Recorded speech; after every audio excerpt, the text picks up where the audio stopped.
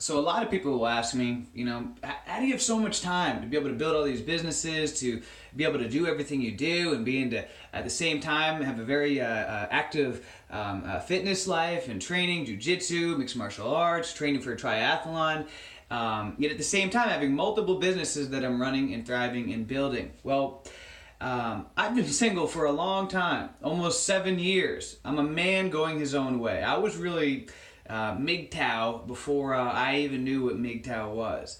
But I realized in my younger years that putting women on pedestal, chasing after them, that I wasted a lot of time and valuable time that I could have been into putting into personal development, becoming the best version of myself. And so now I focus on myself, my dreams, and I live a very happy life. I have no drama in my life, very little at all, if any stress. I have a consistent level of peace and happiness through my life, and I stay single. Sure, I go on dates from time to time, but I prefer to stay single. That way I can focus on my businesses and creating passive income so that I have freedom for a lifetime. See, from the time that, we were kids and growing up, we've been conditioned to believe that being in a relationship is something that you have to have. You got to be in a relationship. If you don't get married, then something's wrong with you. You're gonna end up, especially as a guy. You hear, oh, you're gonna end up as a lonely old man.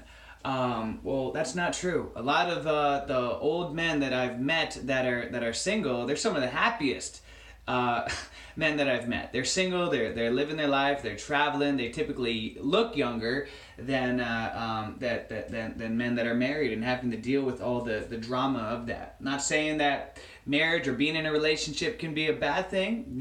For some people it works and it's a great thing. But there's also nothing wrong with going your own way. Not getting into a relationship and choosing to stay single. There's, I know it sounds crazy, but I'm at the happiest and the most peaceful in my life when I'm all by myself.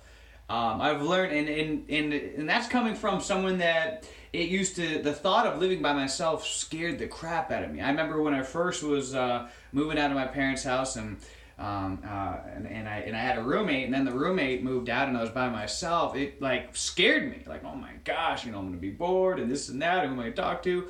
Well, over the years, I've been single for so long, living by myself for so long, that I've learned to love myself, and I love being on myself. I take myself out on dates. I go out to dinner. I'll go to the movies. Watch movies. Do whatever I want to do, and I have a lot of happiness in my life. And with all the extra free time that I have, I put it into building my businesses, into growing my future, into going after what's important to me.